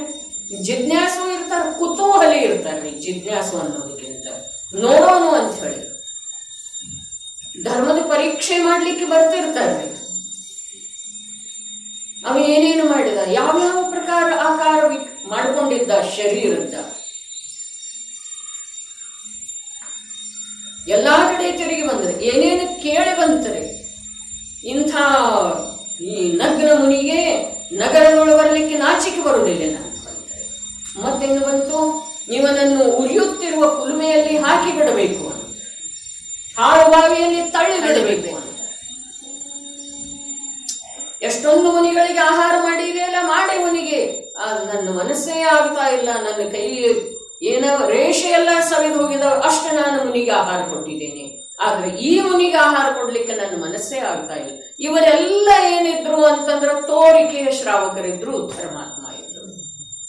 ಕೊನೆಗೆ ಎಲ್ಲಾನು ಪರೀಕ್ಷೆ ಮಾಡಿ ಎಲ್ಲಾ ಕಡೆನೂ ವಿಹಾರ ಮಾಡಿ ಅವನು ಉದ್ದಾಯನ ದೊರೆ ಯಾವ ನಗರದೊಳಗೆ ರಾಜ್ಯ ಮಾಡ್ತಿದ್ದಲ್ಲ ಅಲ್ಲಿ ಬಂದರೆ. ಅಲ್ಲಿ ಬಂದ ನಂತರ ದೂರದಿಂದ ನೋಡಿದ ಮೇಲೆ ಬಹಳಷ್ಟು ಕಥೆ ವಿಸ್ತಾರ ಇದೆ, ನೋಡಬೇಕು. ಜಿನ ಮುನಿತ್ವ ಎಲ್ಲಿದೆ ಅನ್ನೋದರದ ನಿಶ್ಚಿತ ನಿರ್ಣಯ ಆಗುವುದು ಮಾಡಿಕೊಳ್ಳೋದಿತ್ತು ಅಂತಂದ್ರೆ ಅದು ಕಥೆ.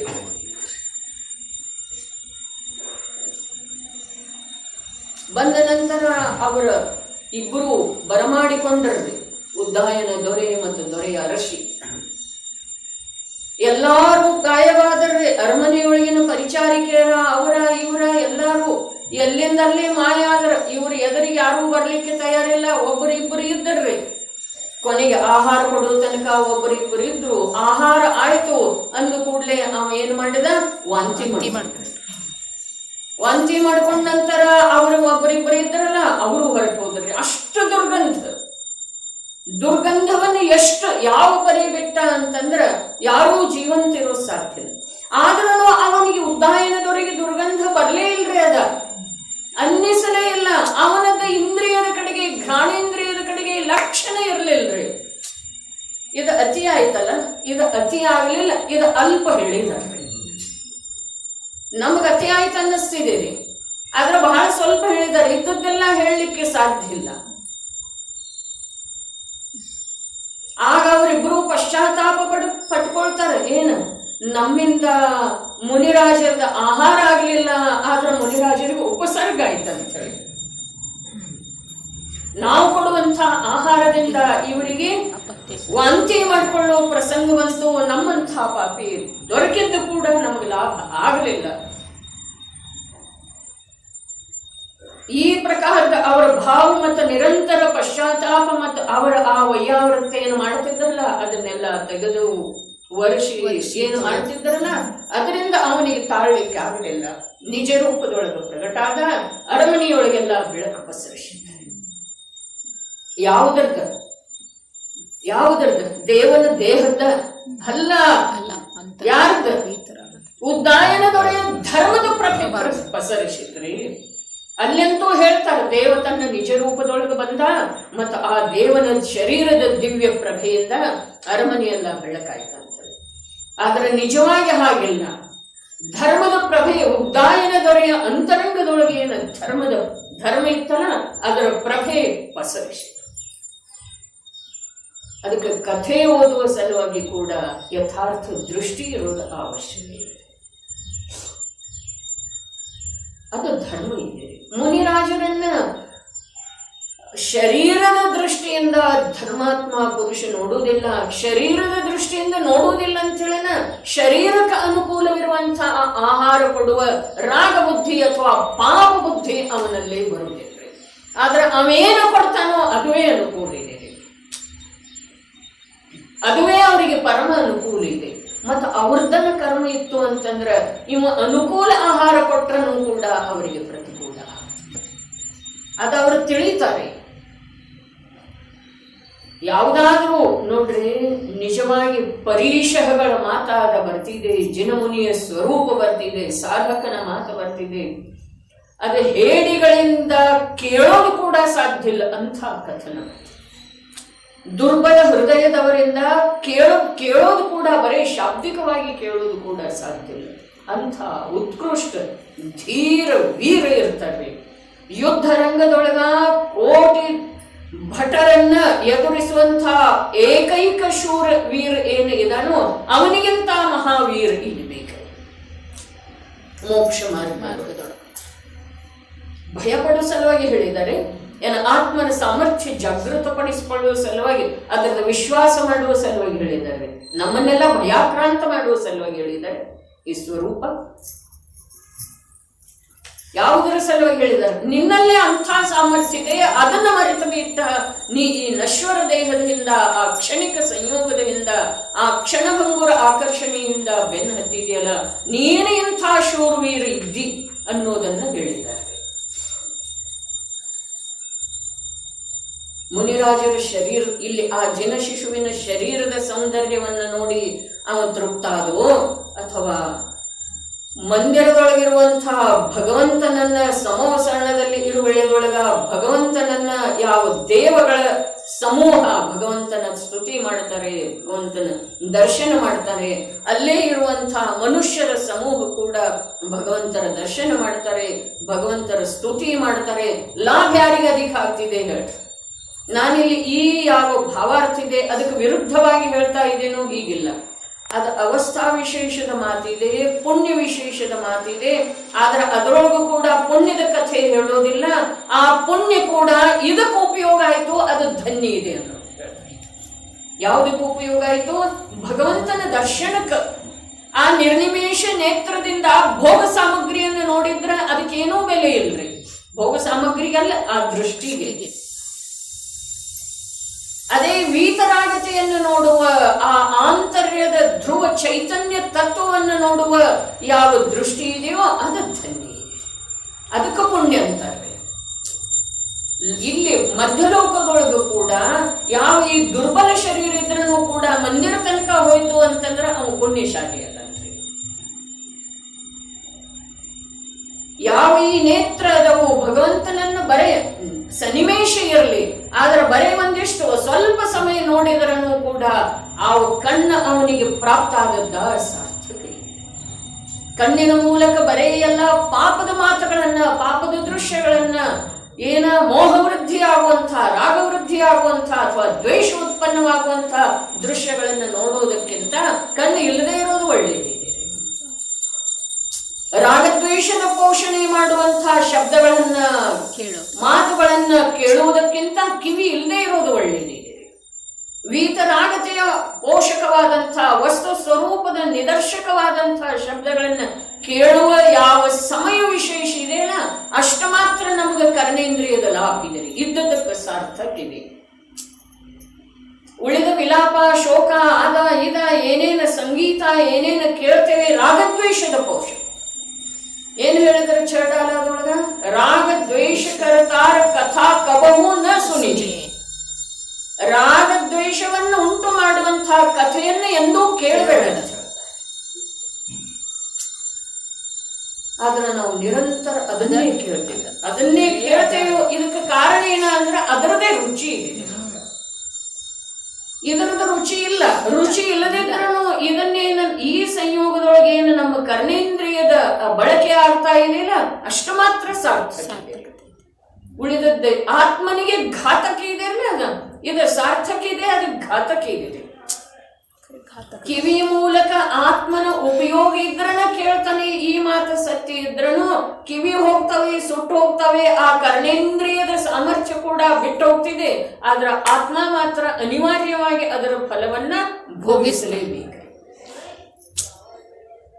ಅದೇ ಪ್ರಕಾರ 5 ಇಂದ್ರಿಯ ಇದ್ರಿ ಭಗವಂತನನ್ನ ನೋಡೋದಂತಂದ್ರೆ ಬರೀ ಈ ಚಕ್ಷು ಇಂದ್ರಿಯದ ಮೂಲಕ ಕೂಡ ಆ ಪರಮ ಶಾಂತ ವೀತರಾಗ ತನ್ನಲ್ಲೇ ಕಣ್ಣಿನಿಂದ ನೋಡ್ತಾ ಇಲ್ಲ, ಕೈಯಿಂದ ಆಶೀರ್ವಾದ ಕೊಡ್ತಾ ಇಲ್ಲ, ಕಾಲು ಕೆಳಗೊಂದು ಯಾವುದರ ಶವವನ್ನ ಇಟ್ಟು ಅದರ ಮೇಲೆ ಕಾಲಿಟ್ಟಿಲ್ಲ. ನಮ್ಮ ಭಗವಂತ ಯಾರದರ್ರಿ? ಅಂಥ ಭಗವಂತನನ್ನ ನೋಡುವ ಈ ಪಾಪಿ ಚಕ್ಷುಗಳದ್ದು ಕೂಡ ಮಹಾಭಾಗ್ಯ ರೀ.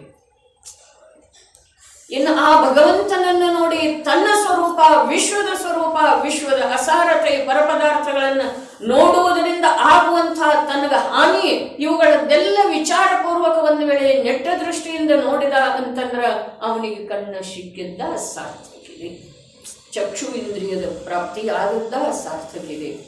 ಭಲೇ ಭಾವಕಲಂಕದ ಪ್ರಚುರತೆ ಇದೆ ಏಕೇಂದ್ರಿಯದೊಳಗಡೆ. ಆದರೆ ಒಂದು ಇಂದ್ರಿಯವನ್ನು ಹೊರತುಪಡಿಸಿ ಉಳಿದ ಇಂದ್ರಿಯಗಳ ಮೂಲಕ ಯಾವ ವಿಷಯದ ಗ್ರಹಣ ಆಗಿ ರಾಗದ್ವೇಷದ ಯಾವ ಪೋಷಣೆ ಅಥವಾ ಉತ್ಪತ್ತಿ ಆಗಬೇಕಲ್ಲ, ಅದಲ್ಲಿ ಆಗುವುದಿಲ್ಲ.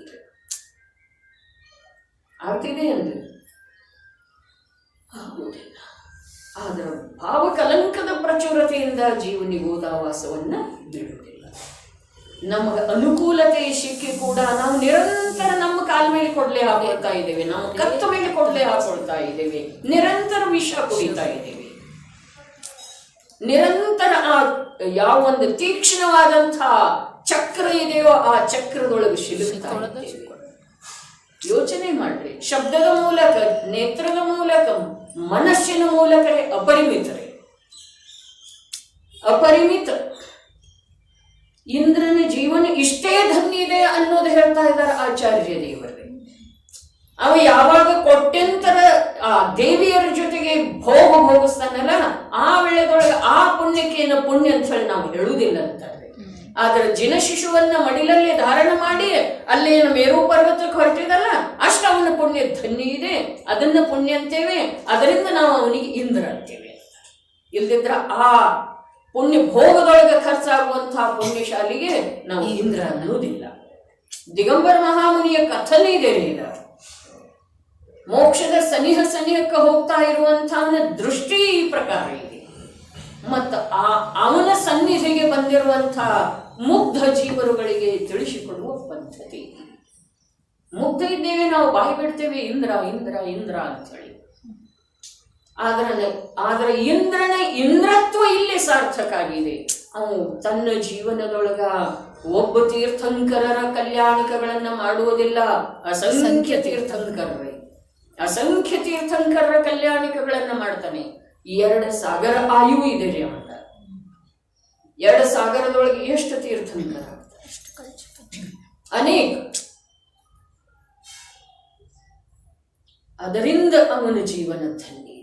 ಅವನು 32 ಲಾಖ ವಿಮಾನದ ಅಧಿಪತಿ ಇದ್ದಾನೆ. ಅಸಂಖ್ಯ ದೇವಿಯರು ಅವನ ಭೋಗದೊಳಗೆ ಬರೋ ಸಾಧ್ಯ ಇದೆ ಅಂಥೇಳಿ ಮಾತಿಲ್ಲ. ವೈಕ್ರಿಯಕ ದೇಹಧಾರಿ ಇದ್ದಾನೆ ಅಂಥೇಳಿ ಅವನ ಮಹಿಮೆ ಮಾಡ್ತಾ ಇಲ್ಲ. ಆದ್ರೆ ಈ ಪ್ರಕಾರ ಅವನ ಜೀವನದೊಳಗ ಧನ್ಯ ಅವಸರ ಅನೇಕ ಬಾರಿ ಬರ್ತಿದೆ ಅಂಥೇಳಿ ಇಂದ್ರ ಇಂದ್ರ ಅಂಥೇಳಿ ಅನ್ನೋದಿದ್ದೇವೆ. ನಡೀತು ಓದ್ರಿ ಭಾವಾರ್ಥ. ಹೋದ್ರಿ ಗೌರವ.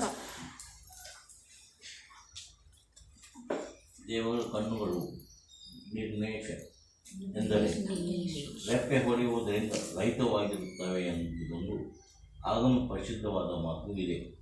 ಅದರ ಅನುಸಾರ ಇಂದ್ರನ ಕಣ್ಣುಗಳು ನಿರ್ನಿಮೇಷವಾಗಿಯೇ ಇದ್ದವು. ಜತೆಯಲ್ಲಿ ಅವು 1000 ಸಂಖ್ಯೆಯಲ್ಲಿ ಕೂಡ ಇದ್ದವು. ಇಂದ್ರನು ಯಾವಾಗ ಆ ಕಣ್ಣುಗಳಿಂದ ಪ್ರಭುವಿನ ದರ್ಶನ ಮಾಡುವನು, ಆಗ ಅವನು ಆ ಕಣ್ಣುಗಳನ್ನು ಸಾರ್ಥಕವೆಂದು ತಿಳಿದುಕೊಳ್ಳುವನು. ಇಂಥ ಸಂಯೋಗವು ಇತರ ಮನುಷ್ಯ ಮೊದಲಾದವರಿಗೆ ಪ್ರಾಪ್ತವಾಗುವುದಿಲ್ಲ. ಕಾರಣವೇನೆಂದರೆ ಮನುಷ್ಯರಿಗೆ 2 ಕಣ್ಣುಗಳಿರುತ್ತವೆ, ಅವು ಕೂಡ ಸನ್ನಿಮೇಷವಿರುತ್ತವೆ. ಆದುದರಿಂದ ಅವರು ಯಾವಾಗ ತ್ರಿಲೋಕಿನಾಥರ ದರ್ಶನ ಮಾಡುತ್ತಾರೆ. ಆಗ ಅವರಿಗೆ ಮಧ್ಯ ಮಧ್ಯದಲ್ಲಿ ರೆಪ್ಪೆಗಳ ಹೊಡೆಯುವಿಕೆಯಿಂದ ಏಕಾಗ್ರತೆಯು ಕೂಡ ಉಳಿಯುವುದಿಲ್ಲ. ಅವರು ಆ ದೇವಗಳ ಸಮಾನ ಅಧಿಕ ಸಮಯದವರೆಗೆ ನೆಟ್ಟ ದೃಷ್ಟಿಯಿಂದ ಭಗವಂತನ ದರ್ಶನ ಮಾಡುವುದಿಲ್ಲ. ಇಲ್ಲಿ ಇಂದ್ರಿಯಗಳ ಸಾಮರ್ಥ್ಯ ಮತ್ತು ಆ ಇಂದ್ರಿಯಗಳ ಸಾಮರ್ಥ್ಯದ ಸದುಪಯೋಗ ಮಾಡಿಕೊಂಡಂಥ ದೇವನ ಮಾತು ಹೇಳ್ತಾ ಇದ್ದಾರೆ, ಇಂದ್ರನ ಮಾತು ಹೇಳ್ತಾ ಇದ್ದಾರೆ. ಅನ್ಯಥಾ ಇಂದ್ರನಿಗೆ ಯಾವುದ ಆ ಇತರ ವಿಷಯಕ್ಕೆ ಸಂಬಂಧಿಸಿದ ಹಾಗೆ ಪುಣ್ಯ ಇದೆಯೋ ಆ ಪುಣ್ಯದ ಮಾತು ಇಲ್ಲಿ ಇಲ್ಲ. ಆ ಪುಣ್ಯದ ಮಾತು ಯಾಕೆ ಇಲ್ಲಿ ಇಲ್ಲ ಅಂತಂದ್ರೆ ಆ ಪುಣ್ಯ ಚೈತನ್ಯ ಸ್ವರೂಪದ ಆತ್ಮನ ಉಪಯೋಗ ಮಾಡಿಕೊಂಡ ಚೈತನ್ಯ ಸ್ವರೂಪಿ ಆತ್ಮನ ಮೇಲೆ ಕರ್ಮದ ಭಾರ ಭರಿಸಿ ಆ ಪುಣ್ಯ ನಷ್ಟ ಆಗಿ ಹೋಗ್ತಿದೆ.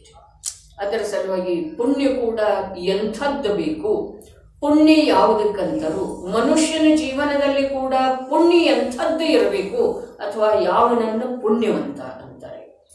ದಿನನಿತ್ಯವೂ ಕೆಲ ಸಮಯದವರೆಗಾಗಲಿ ಆ ಭಗವಂತನ ದರ್ಶನ, ಆ ಭಗವಂತನ ವಾಣಿಯನ್ನು ಆಲಿಸುವ, ಭಗವಂತರ ಹೇಳಿದಂಥ ತತ್ವ ಸ್ವರೂಪದ ವಿಚಾರ ಮಾಡುವ, ಆ ಭಗವಂತರ ತೋರಿಸಿಕೊಟ್ಟಿರುವ ಜೀವ ಅಜೀವಗಳ ಸ್ವರೂಪದ ವಾಚನಾದಿಗಳನ್ನು ಮಾಡುವ, ಇವೇನ ಅವಸರದವು, ಇದೇನ ಸಾಮರ್ಥ್ಯ ಇದೆ, ಇದೇನ ಸಂಯೋಗದೊಳಗೆ ರುಚಿ ಇದೆ, ಈ ರುಚಿ ಏನು ಇದೆ, ಈ ರುಚಿಯೇ ಈ ಜೀವನಿಗೆ ಆ ಎಲ್ಲ ಸೌಕರ್ಯಗಳನ್ನು ಒದಗಿಸಿಕೊಟ್ಟಿರುವ ಪುಣ್ಯದ ಉಪಯೋಗ ಮಾಡಿಕೊಳ್ಳುವಂಥದ್ದಿದೆ.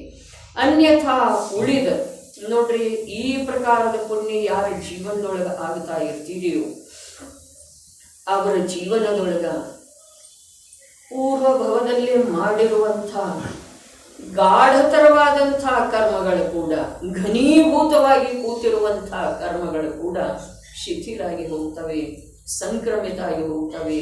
ಅದರೊಳಗಿನ ಅನುಭಾಗ ಶಕ್ತಿ ನಿಯಮದಿಂದ ಕಮ್ಮಿಯಾಗಿದೆ. ಅದನ್ನು ನಾವು ತೋರಿಸಲಿಕ್ಕೆ ಬರುವುದಿಲ್ಲ, ಅದನ್ನು ನಾವು ಚಕ್ಷು ಇಂದ್ರಿಯದ ಮೂಲಕ ನೋಡಲಿಕ್ಕೆ ಬರುವುದಿಲ್ಲ ಅಂಥೇಳಿ ನಮಗೂ ವಿಶ್ವಾಸ ಆಗುವುದು ಕಠಿಣ ಇದೆ. ಆದರೆ ಈ ಕೇವಲ ಭಗವಂತನ ತ್ರಿಲೋಕ ಪೂಜ್ಯ ವೀತರಾಗ ಸರ್ವಜ್ಞ ಪ್ರಭುವಿನ ಮಂದಿರದ ಕಡೆಗೆ ಗಮನ ಮಾಡುವಂತಹ ಕಾಲುಗಳೇ ನಿಜವಾಗಿ ಪುಣ್ಯದಿಂದ ಲಭಿಸಿರುವಂತಹ ಗಮನ ಶಕ್ತಿ ಇದೆ. ಅವರ ಎದುರಿಗೆ ಮುಗಿಯುವಂತಹ ಕೈಗಳೇ ನಿಜವಾಗಿ ಪುಣ್ಯ ಶಕ್ತಿಯಿಂದ, ಪುಣ್ಯದಿಂದ ಲಭಿಸಿದಂಥ ಒಂದು ಶಾರೀರಿಕ ಶಕ್ತಿ ಇದೆ. ಅವರ ಎದುರಿಗೆ ಒಂದು ಭಕ್ತಿಯ ಭಾವದಿಂದ ನತಮಸ್ತಕ ಆಗುವಂಥ ಯಾವೊಂದು ಶರೀರದ ಈ ಅವಯವ ಇದೆಯೋ ಅದುವೇ ನಿಜವಾಗಿ ಪುಣ್ಯ ಪ್ರಾಪ್ತ ಮಸ್ತಕ ಇದೆ. ಹೀಗೆ ಪ್ರತಿಯೊಂದು ಅವಯವದೊಳಗೆ ಹೃದಯ ಅವರ ಹೇಳಿದಂಥ ತತ್ವಗಳ ಚಿಂತನೆ ಮಾಡುವುದರೊಳಗ ಎಷ್ಟು ಸಮಯ ತೊಡಗುತ್ತಿದೆಯೋ ಅಷ್ಟು ಸಮಯ ಈ ಹೃದಯದ ಶೋಭೆ ಇದೆ. ಇಲ್ಲಿ 3-4 ಶ್ಲೋಕಗಳಿಂದ ಈ ಪದ್ಮನಂದಿ ಆಚಾರ್ಯ ದೇವ ಏನು ಹೇಳಿದರು, ಯಾವ ರತ್ನವೃಷ್ಟಿ ಭಗವಂತನ ಕಾರಣದಿಂದ ಆಯಿತೋ, ಆ ಜಿನಶಿಶು ಆ ಮಹಾಚೇತನಾತ್ಮ ಈ ಭೂಮಿಗೆ ಅವತರಿಸುವ ಕಾರಣದಿಂದ ಆಯಿತು, ಅದರಿಂದ ಆ ಅಯೋಧ್ಯ ನಗರಿ ಅಥವಾ ಈ ಪೃಥ್ವಿ ಸಫಲ ಆಯಿತು, ಸಮೃದ್ಧ ಆಯಿತು. ಮರುದೇವಿಯ ಗರ್ಭದೊಳಗೆ ಯಾವಾಗ ಬಂದ ನೆಲೆಸಿದನೋ ಆವಾಗ ದೇವಗಳ ಕೂಡ ಬಂದ ಅವಳ ಚರಣ ಕಮಲಗಳಿಗೆ ನಮಸ್ಕಾರ ಮಾಡಿದರು. ಯಾವಾಗ ಮೇರು ಪರ್ವತಕ್ಕ ಇಂದ್ರ ತಗೊಂಡು ಹೊರಟಿದ್ದನೋ ಆ ವೇಳೆದೊಳಗ ಅವನಿಗೆ ನನ್ನ ಕಣ್ಣು ಇದ್ದದ್ದಕ್ಕೆ ಸಾರ್ಥಕ, ನನ್ನ ಜೀವನ ಇದ್ದದ್ದಕ್ಕೆ ಸಾರ್ಥಕ, ನನ್ನ ಪುಣ್ಯ ಇದ್ದದ್ದಕ್ಕೆ ಸಾರ್ಥಕ, ನನ್ನ ಯಾವ ಒಂದು ಮಡಿಲೊಳಗ ಈ ಜಿನ ಶಿಶುವನ್ನ ನಾನು ಧಾರಣ ಮಾಡಿದೆನೋ ಇದು 3 ಲೋಕದೊಳಗೆ ಯಾವ ಜೀವಕ್ಕೆ ಇಂಥ ಪುಣ್ಯ ಇಲ್ಲ ಅಂತ ಹೇಳಿ ಅವನ ಒಳಗೆ ಪ್ರಮೋದಿತ ಆಗ್ತಿದ್ದ. ಆ ಪ್ರಮೋದವನ್ನ ಇಲ್ಲಿ ಆಚಾರ್ಯ ಭಗವಂತರ ನಮ್ಮಂಥ ಮುಗ್ಧ ಜೀವರುಗಳಿಗೆ, ಧರ್ಮಾಭಿಲಾಷೆ ಇರುವಂತಹ ಜೀವರುಗಳಿಗೆ ತಿಳಿಸಿ ಹೇಳಿದರೆ, ಆ ಒಂದು ಮಾತಿನ ಮೂಲಕ ಆ ತೀರ್ಥಂಕರ ಪ್ರಭುವಿನ ಯಾವ ಅಂತರ್ಬಾಹ್ಯ ಜೀವ ಪದಾರ್ಥದ ಅಂತರ್ಬಾಹ್ಯ ಪರಿಶುದ್ಧಿ ಏನಿತ್ತು, ಜೀವ ಪದಾರ್ಥದ ಅಂತರ್ಬಾಹ್ಯ ಪರಿಶುದ್ಧಿ, ಅಂತರ್ಬಾಹ್ಯ ಅರ್ಥಾತ್ ಶ್ರದ್ಧಾ ಜ್ಞಾನ ಇವ ಆಂತರ್ಯದ್ದು ಇದ್ದಾವೆ, ಮತ್ತು ಪರಿಣಮನ ಅಥವಾ ಅನುಭೂತಿ ಏನಿದೆ ಇದರ ಬಾಧ್ಯತೆ ಇದೆ. ಆ ಜೀವದ ಅಂತರ್ಬಾಹ್ಯ ಪರಮ ಪವಿತ್ರತೆಯನ್ನ ತಿಳಿದುಕೊಂಡು ನಾವು ಕೂಡ ಅಂಥ ಒಂದು ಮಾರ್ಗದೊಳಗ ಇನ್ನ ಯಾವ ಪ್ರಕಾರದ ಪ್ರಮಾದ ಮಾಡದ್ದನ್ನ ಆ ಮಾರ್ಗದೊಳಗೆ ಬರುನು ಅನ್ನುವ ಮಂಗಲ ಭಾವನೆ.